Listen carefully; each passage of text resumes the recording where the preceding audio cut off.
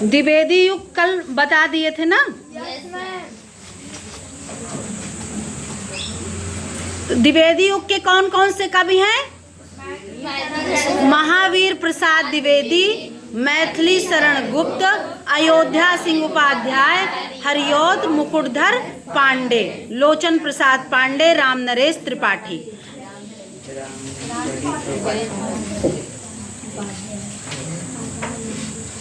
द्विवेदी युग की जो प्रमुख प्रवृत्ति थी, जो प्रमुख विशेषता थी, वो क्या थी? इतिवृत्तात्मकता। द्विवेदी युग की प्रमुख विशेषता इतिवृत्तात्मकता थी।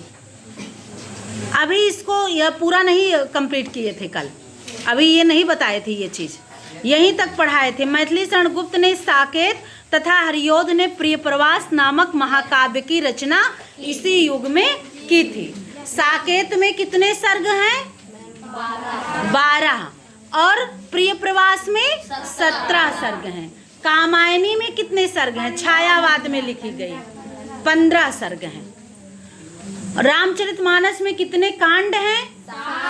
7 कांड। तो प्रियप्रवास जो कि अयोध्या सिंह उपाध्याय हरिऔध का ग्रंथ है, इसी युग में लिखा गया। और प्रियप्रवास, हाँ, प्रियप्रवास किस छंद में लिखा गया है? कौन सा छंद कल बताए थे? मंदाक्रांता। मंदाक्रांता यह छंद, जो मंदाक्रांता है, यह वर्णिक छंद है। मंदाक्रांता वर्णिक छंद है, ये विरह की स्थिति में गाया जाता है। और प्रियप्रवास में राधा पवन के माध्यम से श्री कृष्ण के मथुरा चले जाने पर पवन के माध्यम से ये पवन को दूत बनाकर अपना संदेश भेजती हैं। किस छंद में? मंदाक्रांता छंद में। कल तुमको बता रहे थे ना, थोड़ा भूल गए थे, वो राग थोड़ी बदल जा रही थी। उसमें क्या है? मंदाक्रांता में 4, 6 और 7 वर्णों पर यति होती है। वर्ण समझ रहे हो? पहले 4 यति माने रुकना, जहां विराम लगे। पहले जो है 4 पे, फिर 6 पे, फिर 7 पे।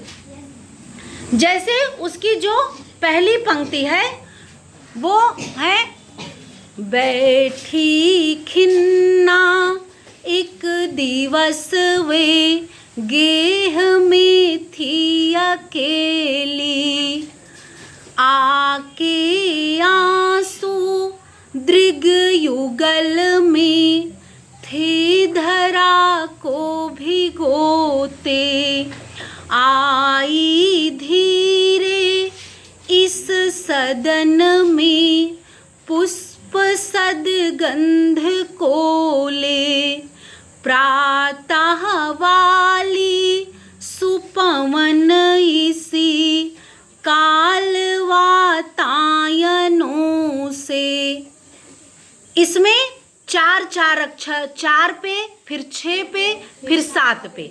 जैसे जब पढ़े बैठी खिन्ना तो रुक गए, बैठी खिन्ना 4 अक्षर हुआ ना, 4 वर्ण।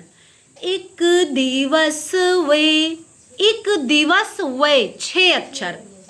गेह में थी अकेली, गेह में 3, थी 4, अकेली 3 हो गया 7। तो 4, 6 और 7 पर यति होती है। ये अभी तुमको पढ़ना नहीं है, ये छंद अभी तुम्हारे कोर्स में नहीं है। बस एक पहचान बता रहे हैं कि जो द्विवेदी युग में अयोध्या सिंह उपाध्याय जी ने प्रियप्रवास महाकाव्य लिखा, वो जो है मंदाक्रांता छंद में है। समझ गए? क्योंकि राधा की विरह वेदना का वर्णन है उसमें। समझ गए? और गुप्त जी ने अनेक खंड काव्यों की भी रचना की। और महाकाव्य क्या है, खंड काव्य क्या है, ये सब की पहचान बता दिए हैं तुम्हें। ये भी बताए थे कि द्विवेदी वो महावीर मैथिली शरण गुप्त ने अनेक काव्य खंडों की रचना की। इस युग की कविता इतिवृत्तात्मकता एवं वर्णन प्रधान थी। इस युग की जो कविता है वो इतिवृत्तात्मकता एवं वर्णन प्रधान थी। इतिवृत्तात्मकता, इतिवृत्तात्मकता क्या है?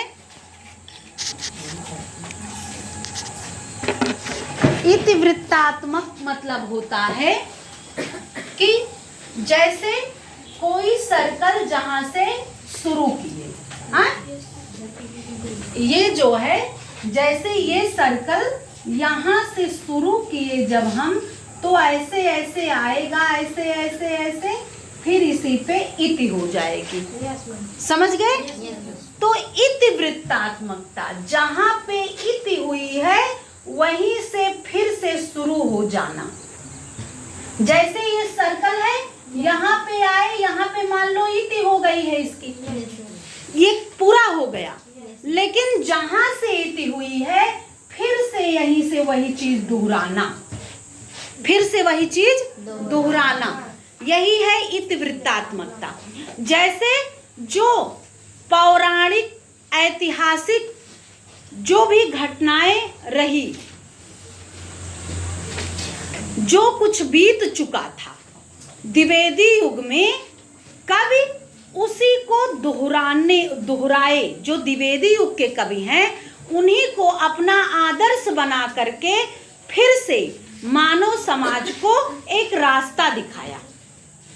जो बीत चुका था, राम का चरित्र, लक्ष्मण का चरित्र, सीता का, उर्मिला का, और जो ऐतिहासिक घटनाएं हुई थी, समझ रहे हो, महाराणा प्रताप, महात्मा बुद्ध, जो भी ऐतिहासिक घटनाएं हुई थी, ऐतिहासिक चित्तवृत्तियां थी, उसको जो है द्विवेदी युग के कवियों ने एक आदर्श स्थापित करने के लिए उसे क्या किया, दोहराया।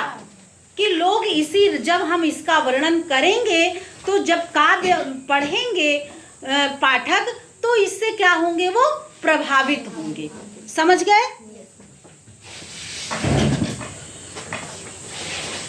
खड़ी बोली को समृद्ध और गतिशील बनाने का बहुत कुछ श्रेय आचार्य द्विवेदी को ही जाता है।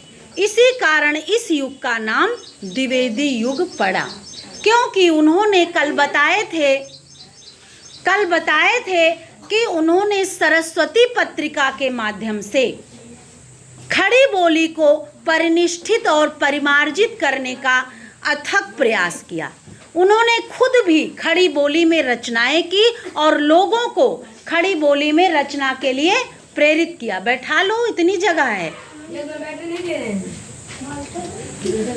खड़ी बोली में लिखने के लिए प्रेरित किया, और जो लिख कर ले आते थे सरस्वती में छपवाने के लिए अपनी रचना, जो कवि और लेखक, तो पहले द्विवेदी जी उसे पढ़ते थे और फिर उसमें जो त्रुटियां रहती थी उसको फिर से सुधारने के लिए वापस कर देते थे, उसे प्रकाशित नहीं करते थे।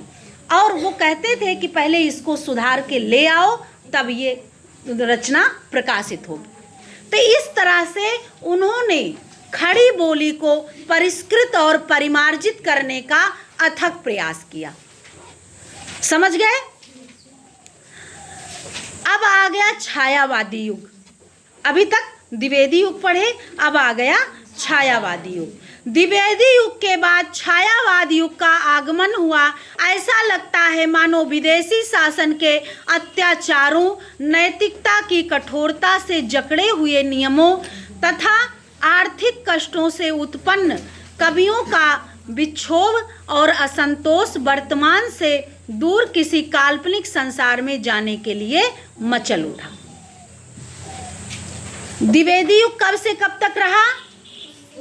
1900 से 1918 ईस्वी तक।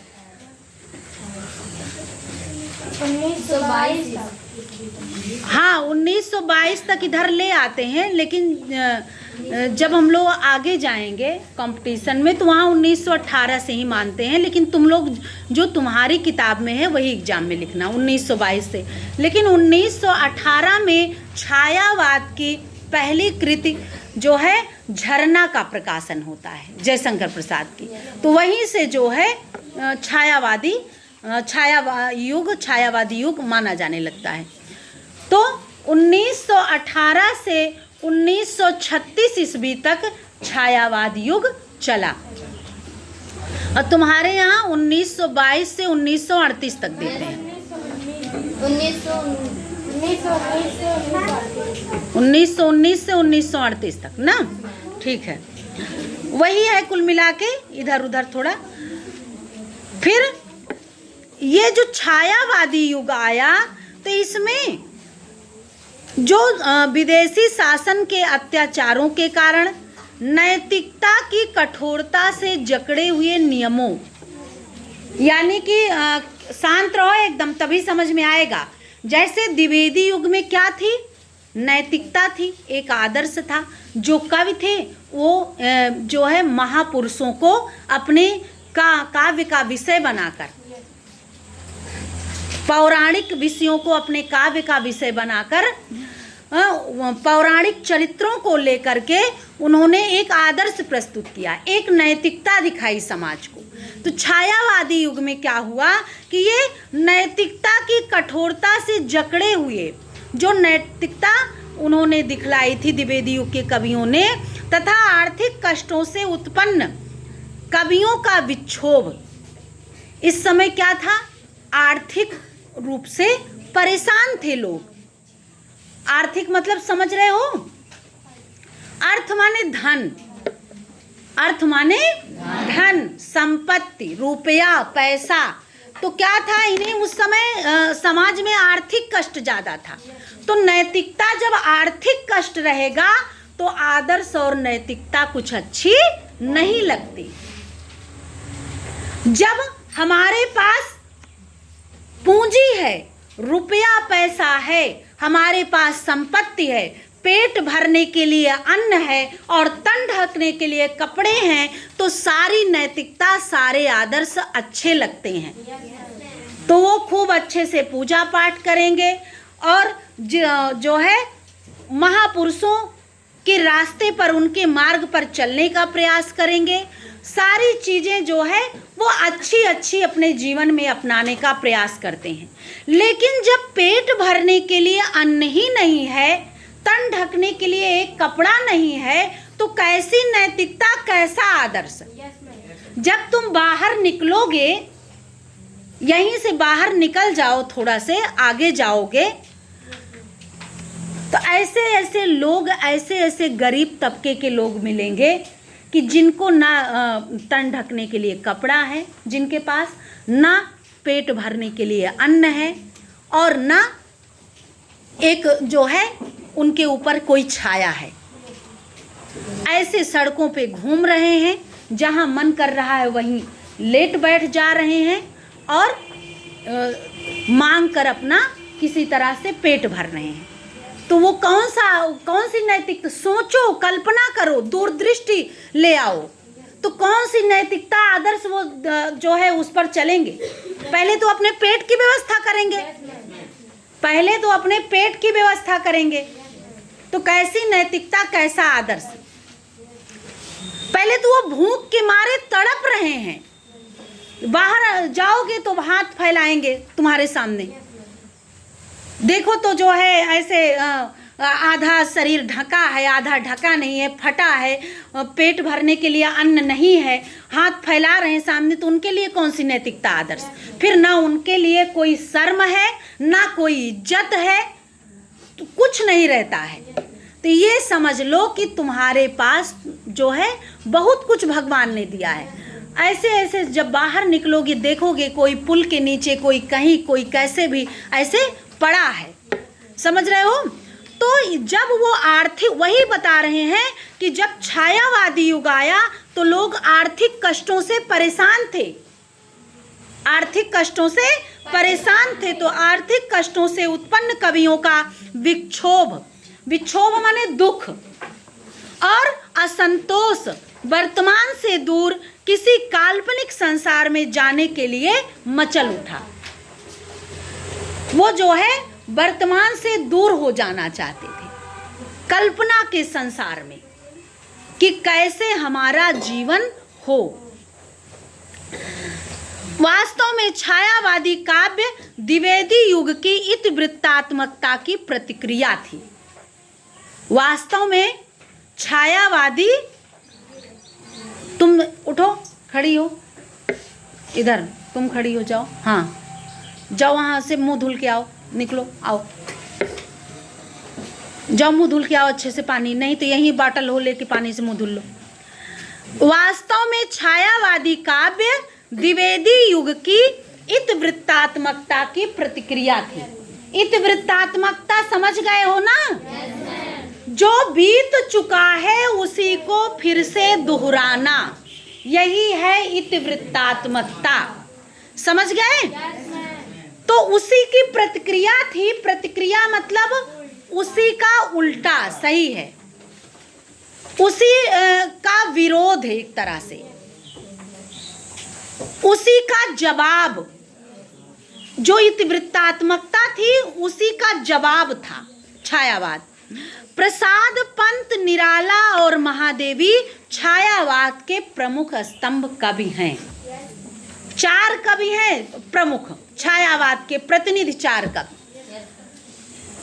सुमित्रानंदन पंत, जयशंकर प्रसाद, सूर्यकांत त्रिपाठी निराला, महादेवी वर्मा, ये 4 स्तंभ हैं जिन्हीं के ऊपर ये छायावाद आधारित है और निर्भर है। समझ गए? वैयक्तिक, अब इसकी प्रवृत्तियां देखो क्या क्या है, क्या क्या विशेषताएं हैं छायावाद की। वैयक्तिक अनुभूति की प्रबलता, वैयक्तिक अनुभूति की प्रबलता। वैयक्तिक का मतलब व्यक्तिगत, कि एक आदमी समाज को लेकर नहीं चले, समाज को लेकर चले, समाज रहा इनके उसमें, लेकिन व्यक्तिगत यानी कि व्यक्ति में ही समाज समाया हुआ था। छायावाद में व्यक्ति में ही समाज समाया हुआ था। पहले इन्होंने व्यक्ति की अनुभूतियों की को मतलब वो महत्व प्रदान किया, वैयक्तिक अनुभूति को महत्व प्रदान किया कि एक व्यक्ति क्या सोचता है, और व्यक्ति से ही समाज बनता है। तो आत्मपरक रचनाएं इन्होंने की, एक एक जो अपनी सोच थी, अपनी सोच के ऊपर रचनाएं की। सौंदर्य भावना, श्रृंगार और प्रेम, वेदना माने दुख, करुणा तथा नैराश्य की भावना, नैराश्य मतलब निराशा की भावना, प्रकृति का मानवीकरण, प्रकृति का मानवीकरण, यानी कि मानवीकरण का क्या अर्थ हुआ? आर्यन खड़े हो। प्रकृति का मानवीकरण, मानवीकरण का क्या मतलब हुआ? प्रकृति माने क्या समझ रहे हो? क्या है प्रकृति? थोड़ा ध्यान दोगे तभी आएगा, जब ध्यान नहीं दोगे तो नहीं आएगा। अल्पना बताओ प्रकृति माने क्या समझ रही हो? पर्यावरण, जो भी हमारे चारों तरफ है।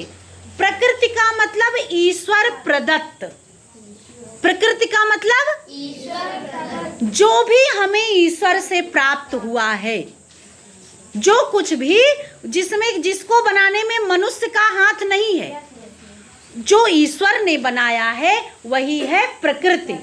क्या है प्रकृति आर्यन? जो ईश्वर ने बनाया है। एक साथ बोलो, प्रकृति क्या है? जो ईश्वर ने बनाया है। जिसे ईश्वर ने बनाया है वही है प्रकृति, ईश्वर प्रदत्त। समझ गए? मानवीकरण क्या है? प्रकृति का मानवीकरण। क्या है मानवीकरण? अल्पना समझ में आ रहा है मानवीकरण क्या है? मैम जो मानो हाँ, भगवान ने हम लोगों को जो बनाया है वही है मानवीकरण।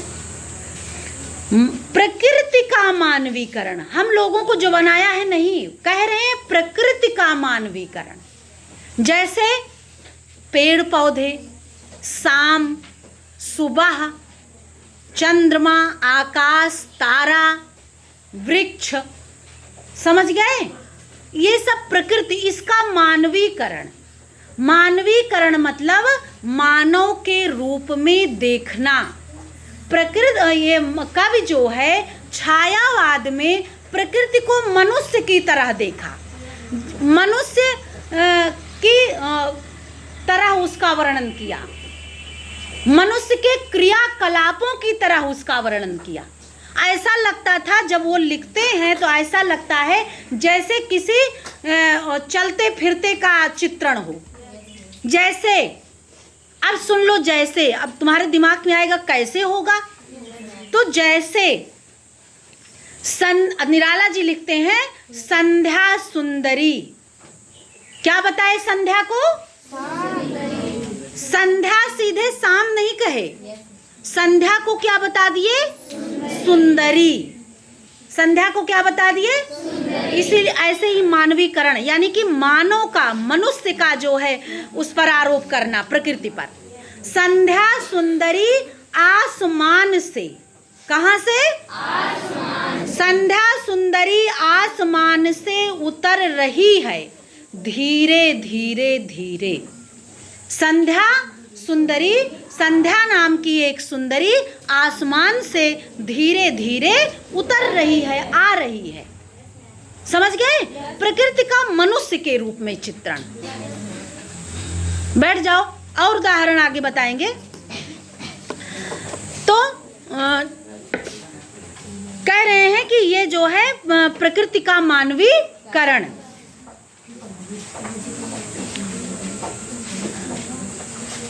और एक है अंबर पनघट में डुबो रही तारा घट उषा नागरी। संध्या सुंदरी आसमान से उतर रही है धीरे धीरे धीरे। और ये तो दूसरा उदाहरण हो गया। एक और है,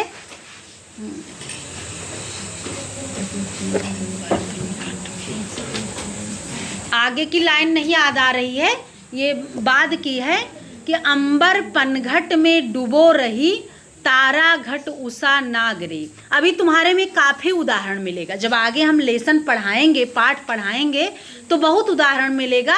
हम और उदाहरण तुमको 2-4 उदाहरण लाके बता के लिखवा देंगे मानवीकरण का। समझ गए? तो जैसे अंबर पनघट में डुबो रही, अंबर किसे कहते हैं? किसकी पर्यायवाची है? आकाश। आकाश को क्या बताए कवि ने? पनघट। अंबर पनघट, अंबर रूपी पनघट पर, अंबर पनघट पर डुबो रही, डुबो रही है तारा घट उषा नागरी। तारा घट, तारा रूपी घड़े को उषा रूपी नागरी। उषा माने, उषा माने दिन, दिन की शुरुआत, सुबह। समझ गए? तो उषा रूपी नागरी माने चतुर स्त्री। उषा रूपी चतुर स्त्री अंबर रूपी पनघट में तारा रूपी घड़े को क्या कर रही है? डुबो रही है। कवि की कल्पना, मानवीकरण है इसमें। कवि की ऐसी कल्पना कि अंबर रूपी पनघट में तारा रूपी घड़े को उषा रूपी नागरी डुबो रही है। अब कैसे? इसका ये तो व्यंजना है। क्या है ये? 3 शब्द शक्ति बताए थे ना, ये व्यंजना है। इसका सीधा अर्थ क्या होगा? सीधा अर्थ यहाँ है अभिधा वाला कि अब जो है शाम, सुबह हो गई है, शाम बीत चुकी है, सुबह हो गई है, और सुबह के आने पर तारे जो है वो आकाश में छिप जा रहे हैं। समझ गए? तो इसको सीधा न कहकर कवि ने कहा कि अंबर पनघट में डुबो रही तारा घट उषा नागरी। ये है प्रकृति का मानवीकरण। समझ गए? ये अलंकार है, अलंकार बन गया है। जैसे तुमको एक अतिशयोक्ति अलंकार बताए थे, बढ़ा चढ़ा कर वर्णन करना, वैसे मानवीकरण अलंकार है, प्रकृति को मानव के रूप में चित्रित करना। समझ गए? तो छायावादी काव्य में अनुभूत एवं भावुकता के साथ चिंतन की प्रधानता है। बोलो नहीं। प्रकृति का मानवीकरण, रहस्य भावना इस युग की प्रमुख प्रवृत्तियां हैं। प्रवृत्तियां माने क्या होता है? विशेषता। पूरा सब बोलते नहीं हो। प्रवृत्तियां माने विशेषताएं। प्रवृत्ति माने विशेषता, जब प्रवृत्तियां लग गया तो विशेषताएं। समझ गए? तो प्रवृत्तियां माने विशेषताएं। कौन कौन सी है छायावादी युग की प्रवृत्ति? वैयक्तिक अनुभूति की प्रबलता, सौंदर्य भावना, श्रृंगार और प्रेम, वेदना, करुणा तथा नैराश्य की भावना, प्रकृति का मानवीकरण, रहस्य भावना। रहस्य भावना क्या है? कि जो कवि लिखते थे, जो अपने काव्य में चित्रांकन करते थे विषयों का, वो हमें सीधे समझ में नहीं आता था क्या कह रहे हैं, उसमें रहस्य होता था। रहस्य माने छिपा हुआ, उसमें उन परोक्ष में जो प्रत्यक्ष कहते थे वो प्रत्यक्ष नहीं होता था, उसमें कुछ परोक्ष में छिपा रहता था, कुछ गूढ़ बातें उनकी छिपी रहती थी। छायावादी काव्य में अनुभूत एवं भावुकता के साथ चिंतन की भी प्रधानता है। जीवन की चिरंतन समस्याओं पर भी इस युग के कवियों ने अपने विचार व्यक्त किए हैं। मानवतावाद तथा देश प्रेम की भावना भी इस काल के काव्य में मिलती है। शांत रहो। छायावादी युग प्रधानता मुक्तक गीतों का युग है। मुक्तक गीतों का युग है, मुक्तक लिखे गए इसमें। समझ गए? काव्य के भेद पढ़े थे ना? कौन कौन से? श्रव्य काव्य और दृश्य काव्य। श्रव्य काव्य के कितने भेद हैं? कौन कौन से? प्रबंध काव्य, मुक्तक काव्य। श्रव्य काव्य के दो भेद हैं, प्रबंध काव्य, मुक्तक काव्य। वही मुक्तक काव्य इसमें लिखे गए हैं, वही मुक्तक काव्य लिखे गए हैं। मुक्तक का अर्थ बता दिए हैं ना। ये मुक्तक गीत या गीत गेय या तथा संगीतात्मक हैं। प्रगीत, निराला और महादेवी के काव्यों में गीत का सुंदर विधान है। राम कुमार वर्मा के गीत भी लोकप्रिय हुए हैं। चित्रमयी कल्पना तथा लाक्षणिक प्रतीकात्मक शैलियों को अपनाकर, चित्रमयी कल्पना, ऐसी कल्पना, ऐसे शब्दों के माध्यम से कल्पना की एक चित्र सा बनता चला जाता था, तथा लाक्षणिक प्रतीकात्मक शैलियों को अपनाकर छायावादी कवियों ने कविता को सजीव और सरस बना दिया। प्रभावानुकूल छंद चयन करने में भी इन्होंने अपनी मौलिकता का प्रदर्शन किया। अलंकारों के प्रयोग में भी नवीनता है। मानवीकरण तथा विशेषण विपर्यय जैसे नए अलंकारों का उदय एवं प्रचुर प्रयोग हुआ। भाषा खड़ी बोली को संवारने, उसमें ब्रज भाषा जैसा लोच और सरसता लाने, उसकी अभिव्यंजना शक्ति बढ़ाने का समस्त श्रेय इस युग को ही दिया गया है। समझ गए? इसको कम से कम 8-10 बार पढ़ो बार बार, और जहां समझ में ना आए अंडरलाइन करके पूछो। समझ गए? अब आ गया प्रगतिवादी युग। अब आगे कल पढ़ाएंगे प्रगतिवादी युग।